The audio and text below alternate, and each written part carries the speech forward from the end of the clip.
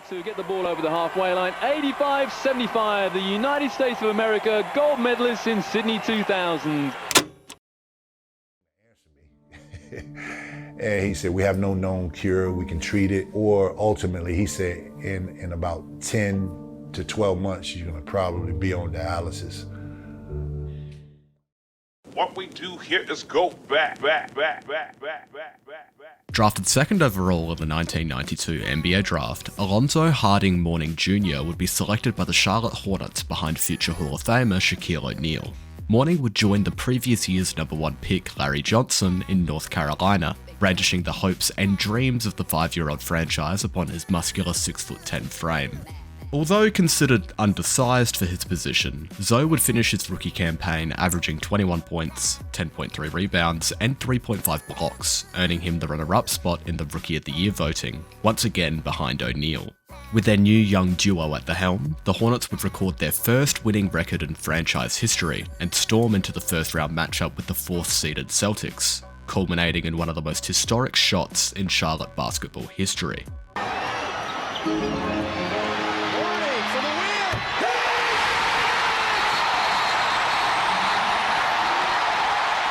Alonzo Mourning, the biggest shot of his life. The Hornets would advance to the second round, where Zoe would face off against good friend Patrick Ewing, the first of many battles between the two Goliaths of Georgetown basketball. Charlotte, unfortunately, would be bounced in 5 games, but hope for the future glimmered in the eyes of Hornets fans. Hope that would never materialise. The following year, the Hornets would miss the playoffs entirely, and in '95, despite both Mourning and Johnson being named All-Stars, the 50-win team would lose in the first round to the Chicago Bulls. Mourning, who played fantastically during the previous playoff run, would grow frustrated with the franchise and reject Charlotte's contract extension offer worth an average of $11.2 million over 7 years. Knowing they would be unable to re-sign him, the Hornets would trade Zoe on November 3rd, 1995 to the Miami Heat.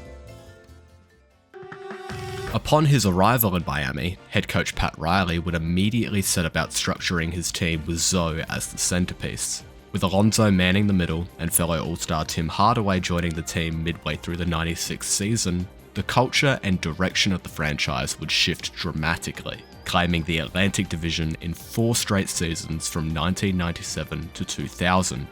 Team success would not be the only accolade claimed by the big man. Mourning would continue to excel as the focus of the Heat's offense, and fail-safe to a top 10 defense, being named to the All-NBA First Team in '99 and Second Team in 2000, while simultaneously leading the league in blocks and being named the back-to-back Defensive Player of the Year. To cap off his historic run, Mourning would join the US national team for the 2000 Summer Olympic Games in Sydney, Australia, claiming gold in an 85-75 victory over France. However, following his triumph, as an athlete at the pinnacle of human health, Zoe felt off. After his Olympic run, a team doctor for the Miami Heat would notice abnormalities in Mourning's body chemistry during a routine physical.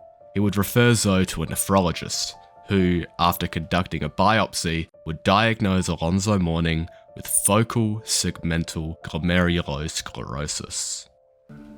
I said, Doc, am I gonna die? He paused, and he took too long to answer me. And he said, we have no known cure, we can treat it, or ultimately, he said, in about 10 to 12 months, you're gonna probably be on dialysis. Focal segmental glomerulosclerosis, or FSGS, is a rare protein-spilling kidney disease that affects approximately 3 people per million. It is caused by the development of scar tissue within the glomeruli of the kidney, the filtration units responsible for the cleansing of blood. The accumulation of scar tissue causes excessive damage to the kidneys, causing swelling in the extremities, weight gain, high protein levels in the urine, high blood fat concentrations, and low levels of protein in the blood. While there is no cure, treatments include medications designed to modify and reduce inflammation. However, response to therapy is variable, and many patients progress to end-stage kidney failure. At 6'10", 240 pounds, Zoe was considered a unique specimen for doctors, who had never worked with a patient of his size and stature. Despite being initially deemed out for the 2001 season, Mourning would return to the Heat for 13 games, all while learning and coping with the onslaught of information, medications, and appointments with specialists. He would carry his comeback into the following year, playing 75 games and being named to the final All-Star team of his career. Unfortunately, despite the best efforts of Alonzo and doctors alike, his condition would deteriorate, and Zoe would be forced to announce his retirement from the NBA prior to the 02-03 season. With continuing his storied career out of the question, he would be forced to consider life after basketball. Until a miracle happened in the most unlikely of circumstances. On November 25th, 2003, Mourning's cousin and retired US Marine Jason Cooper would visit his gravely ill grandmother in the hospital, where he would chance upon Alonzo's father. During conversation, Zoe's father would detail to Jason how Mourning was retiring because of his rare, life-threatening kidney disease, and Cooper, despite being estranged from his cousin for 25 years and only really knowing of him through basketball, would immediately offer one of his kidneys for transplant. Cooper, alongside many of Alonzo's friends and family, would be tested for compatibility. Cooper's kidney would be deemed compatible. Alonzo Mourning would undergo a kidney transplant and receive Jason Cooper's left kidney on December 19th, 2003. He would make a complete recovery, and with the help of his doctors, support of his family, and knowledge he had gained over his journey, he would return to physical form, making his return to the NBA for the 2004-2005 season.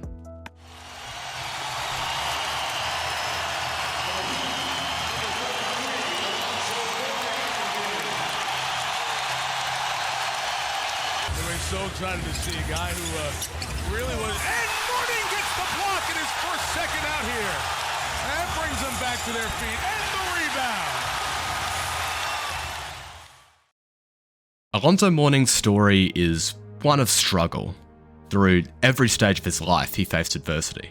From growing up in a youth home in Virginia to flourishing under the tutelage of John Thompson.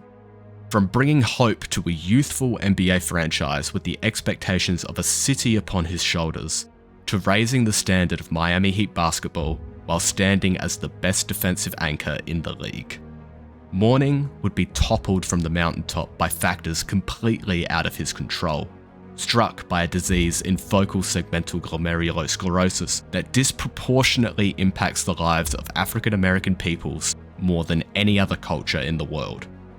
Yet despite that, with the help of his friends, his family, and the saving grace of his own estranged cousin, Mourning would once again scale that mountaintop. He would scratch and claw and elbow and fight until he once again reached that pinnacle. And on June 20th, 2006, he would once again etch his name in basketball history. They've done it! They win their first championship in franchise history.